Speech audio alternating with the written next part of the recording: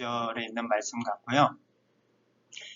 예수님의 아이캠프 산상부흥회라는 제목으로 같이 나눠보겠습니다. 저희가 매년 많은 아이캠프를 진행하고 있고 또 올해는 7월, 8월에 눈을 떠요 아프리카 또 특별하게 8개 나라들을 지나면서 특별한 프로젝트를 또 진행하고 있는데 그런 부분에서 우리가 준비하는 이런 아이캠프와 프로젝트들을 위해서 늘 기도하고 그것을 통해서 또 하나님의 사랑이 온전히 전해지고 참여하는 모든 사람들이 또 건강하고 안전하게 그 캠프와 프로젝트들을 잘 진행해 나가기를 우리가 늘 기도해야 될 것 같습니다.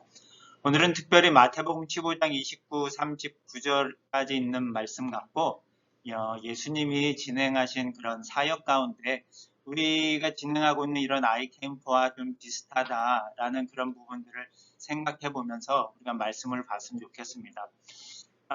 비전케어 이전엔 사실 아이캠프를 저도 몰랐고 또 비전케어에 몸담고 있다 보니까 비전케어에 하는 사역과 관련해서 사실 또 말씀을 많이 보게 되고 그런 시각으로 말씀을 또 전하게 되는 그런 게 되는 것 같습니다.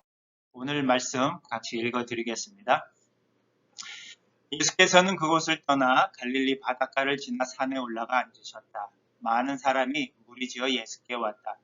그들은 다리를 저는 사람들과 눈먼 사람들과 걷지 못하는 사람들과 말 못하는 사람들과 그 밖에 많은 병자들을 데리고 왔다. 그들은 데리고 온 병자들을 예수의 발 앞에 눕혀놓았다. 예수께서는 그들을 고쳐주셨다. 말 못하던 사람이 말을 하고 다리를 절던 사람이 성해지고 눈먼 사람이 눈을 떴다. 그것을 본 사람들은 크게 놀라 이스라엘의 하나님을 찬양하였다.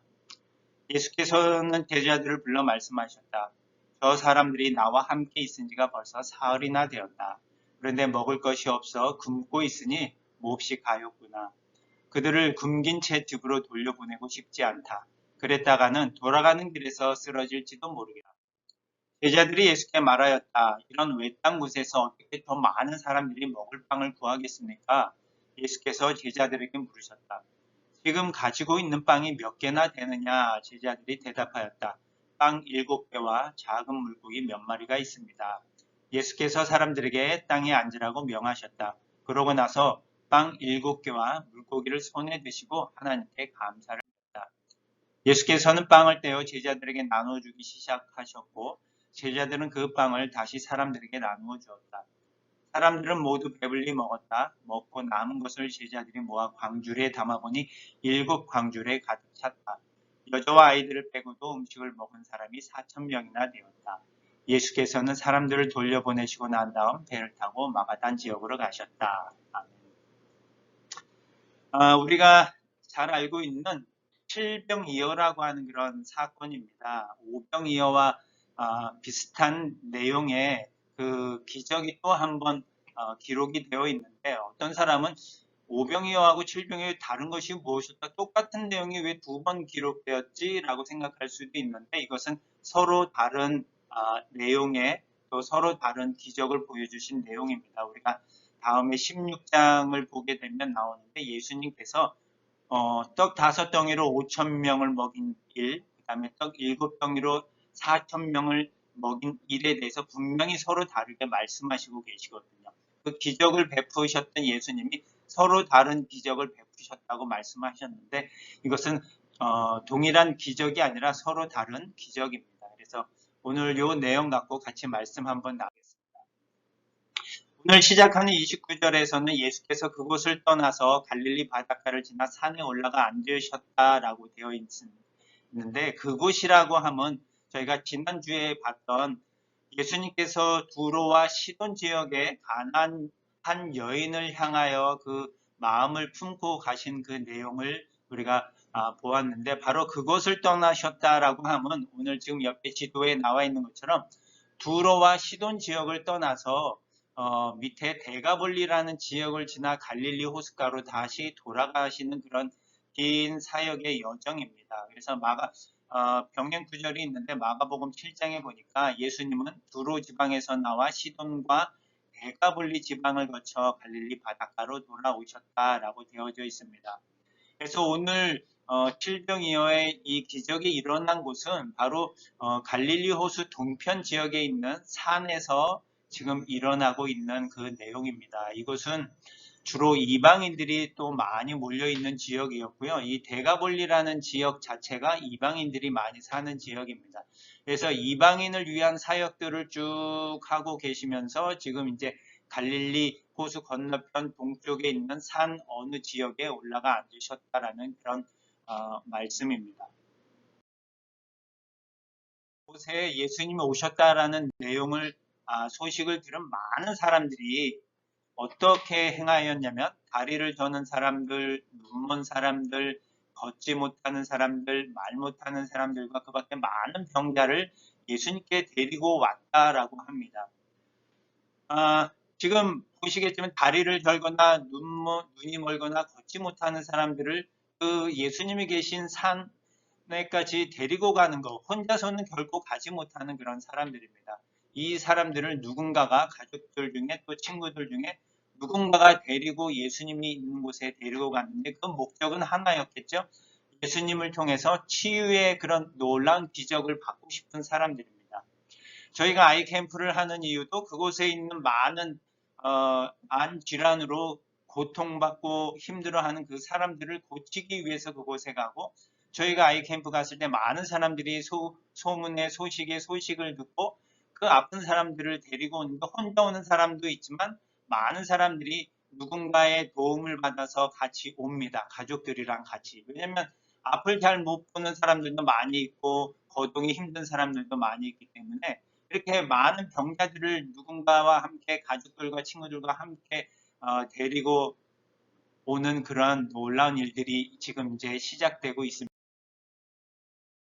많은 병자들을 데리고 와서 한 일이 뭐냐면 바로 예수님의 발 앞에 눕혀 놓았다라고 합니다. 그리고 예수께서는 그들을 고쳐주셨다라고 하는데 많은 사람들이 병자를 데리고 왔을 때 그 사람들의 마음에는 그 갈급한 마음, 갈망하는 마음들이 있습니다. 저희가 두로와 시돈에서 있었던 그 가나안 여인의 예를 보면 그 가나안 여인이 조용히 와서 예수님에게 저희 딸 좀 고쳐주세요 라고 부탁하지 않고 소리를 지르며 아주 외치면서 예수님에게 저희 딸을 고쳐달라고 외치는 그런 모습을 볼 수 있습니다. 지금 저희 병원에 아파서 온 사람들이 막 소리치면서 저를 먼저 고쳐주세요 라고 하나요? 전혀 그렇지 않고 자기 순서가 되기를 기다리고 접수하고 기다리고 순서를 기다리는 것처럼 아이캠프에서도 마찬가지지만 그런데 지금 이런 상황에서는 사람들이 자기 순서가 없거든요. 먼저 고침을 받고 싶어하는 그런 인간적인 마음이 있기 때문에 모두 예수님 앞에 먼저 가서 서로 제 가족을 저희 아버지를 저희 딸을 가족을 먼저 고쳐주세요 라고 하면서 사실 예상할 수 있는 상황은 무질서 그 자체일 것 같아요. 많은 사람들이 자기 병자들이 제일 먼저 고침을 받아야 된다라고 하는 그런 무질서 속에 있을 때 제자들과 예수님이 이제 서서히 질서를 잡아가고 있는 그런 모습들을 우리가 한번 상상해 볼 수 있을 것 같습니다. 왜냐하면 아이캠프도 첫날이나 사람들이 많이 몰릴 때는 사실 질서를 통제하기가 쉽지 않은데 하루가 지나고 이틀이 지나면서 점점 규칙과 질서들이 잡혀가고 그들이 자기 순서에 맞게 치료를 받아가는 그런 모습들을 볼 수 있습니다. 그리고 그 안에서 예수님께서 그 발 앞에 높여 있는 사람들을 한 사람 한 사람씩 고쳐주시는 것을 우리가 볼 수 있습니다. 근데 사실 아이캠프나 이런 것을 봤을 때 그렇게 무질서한 이유나 자기가 먼저 받고자 하는 마음 안에는 사실 입원이 아니면 내가 어쩌면 고침을 받지 못하겠다라는 그런 두려운 마음들도 사실 있거든요. 그리고 사실 저희들이 아이캠프에 가지고 가는 그런 물품이나 의약품들은 제한된 숫자이기 때문에 저희가 물리적인 시간 안에서 사람들을 고치고 도와줄 수 있는 것들은 사실 한계가 있습니다. 하지만 예수님에게는 그런 한계가 있는 게 아니고 천지를 창조하신 그 예수님은 찾아온 모든 사람들을 고쳐주고 또 남을 만큼 무한한 능력을 가지고 계신 그 분이십니다. 우리가 아이캠프에 또 유한한 자원을 갖고 참여를 하지만 우리가 늘 무한한 능력을 갖고 계신 그 예수님 앞에 겸허하게 예수님의 도움을 늘 바라고 예수님이 함께하기를 바라는 그런 도움을 바라는 마음으로 우리가 아이캠프를 준비해 나가야 될 것 같습니다. 그런 가운데 한 사람씩 한 사람씩 놀라운 기적이 행해지는 것을 사람들이 보게 됩니다. 말을 못하던 사람들이 말을 하게 되고, 다리를 절던 사람이 성해지고 눈먼 사람이 눈을 뜹니다. 내 앞에 놓여있던 사람이 다리를 분명히 절고 있었는데 멀쩡하게 걸어서 나가는 그런 기적의 현장에서 그 사람을 봤을 때는 사실 이루 말할 수 없는 놀라움과 그것을 경험해 보지 않은 사람, 또 그것을 보지 않은 사람들은 그 현장에서 일어나고 있는 기적이 어떠한 것인지를 사실 잘 모를 겁니다. 지금은 그런 부흥회들이 많이 교회에서 일어나고 있는 것 같지는 않지만, 예전에는 그런 부흥회들이 있으면 교회에서 이런 플래카드도 많이 걸고 해서 부흥회가 많이 있었는데, 그런 상황 가운데서 이런 놀라운 치유의 기적을 맛본다면 사실 그 마음에 하나님을 찬양하지 않고는 못 베길 겁니다. 그런 자리에 있던 모든 사람들이 그 크게 놀라서, 그 놀라움은 그것을 직접 본 사람이 아니면 사실 경험할 수 없는 그 놀라움을 갖고 하나님을 찬양하였다라고 합니다. 우리가 아이캠프를 통해서 사람을 고치는 그 의술을 통해서 고치는 일들을 통해서도 사람들이 감격하고 감사하고 하는데, 그 놀라운 하나님의 놀라운 능력으로 기적을 베푸시는 그 예수님의 그 모습을 보면서 사람들이 놀라고 하나님을 찬양하는 그것이 진짜 은혜의 현장과 같은 그런 일들일 것입니다. 예수님이 지금 하고 있는 이 놀라운 사역의 현장에는 은혜가 진짜 흘러 넘치고 넘쳐서 그 은혜의 현장에 우리가 맛보았던 그런 것들을 한번 상상해 보시면 될 것 같습니다. 그런 현장이 지금 그 산에서 예수님을 통해 그곳에 모인 사람들에게 은혜가 지금 폭포수같이 흘러 넘쳐가고 있는 그런 상황들이 지금 이루어지고 있는 현장입니다. 그런데 32절에 보니까 저 사람들이 나와 함께 있은 지 벌써 사흘이나 되었다. 3일이 되었다라고 하는 것입니다. 얼마나 많은 사람들이 모였고 4,000명이라고 하는 사람들이 모였다라고 합니다. 그곳에 또 많은 병자들이 있었는데 예수님께서 하루 종일 그 병자들을 고치고 했는데 벌써 사흘이 되었고, 사흘이 지나서 결국 예수님께서 그 찾아온 모든 병자들을 아마 다 고치신 것 같습니다. 그래서 이 사람들이 나와 함께 있은 지가 벌써 사흘이나 되었다. 3일 동안 엄청난 은혜의 그 현장 속에서 이 사람들은 예수님이 베푸시는 그런 치유의 기적을 맛보며 3일을 지나온 것입니다. 그 3일이라고 하는 시간이 엄청 짧게 아마도 느껴졌을 것 같아요. 매일매일 기적을 체험하며 하나님을 찬양하는 그런 은혜의 현장에 있는 이 사람들, 그런 모습들이 지금 우리 가운데서도 일어날 수 있는 그런 현장의 모습이 되었으면 참 감사할 것 같아요. 그런데 그곳에 모인 사람들을 예수님께서는 이렇게 표현합니다. 그런데 먹을 것이 없어 굶고 있으니 몹시 가엾구나.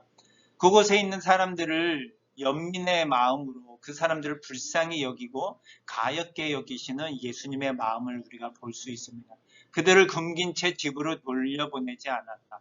그랬다가는 돌아가는 길에서 그들이 쓰러질지 모르겠다라고 하는 그런 연민의 마음, 가엾게 여기는 마음이 우리가 아이캠프와 이런 프로젝트를 준비하면서 우리 가운데 있어야 될 가장 중요한 마음인 것 같습니다. 가서 하나의 캠프를 진행하고 오고 프로젝트를 진행하고 오는 그런 일로 끝나는 것이 아니라 그곳에 있는 제대로 된 의료의 치료를 제대로 받지 못하는 그 사람들을 가엾게 여기고 불쌍히 여기시는 이 예수님처럼 그 마음을 갖고 우리에게 주어진 이 사역을 주님이 주신 일이라고 생각하고 이 연민의 마음을 갖고 우리가 임해야 되겠구나라고 하는 것을 우리가 오늘 말씀을 통해 다시 한번 확인을 합니다. 예수님처럼 그 연민의 마음을 갖고 우리가 가엾게 여기는 마음을 갖고 그 사람들을 섬기러 우리가 그곳에 가야 될 것이라고,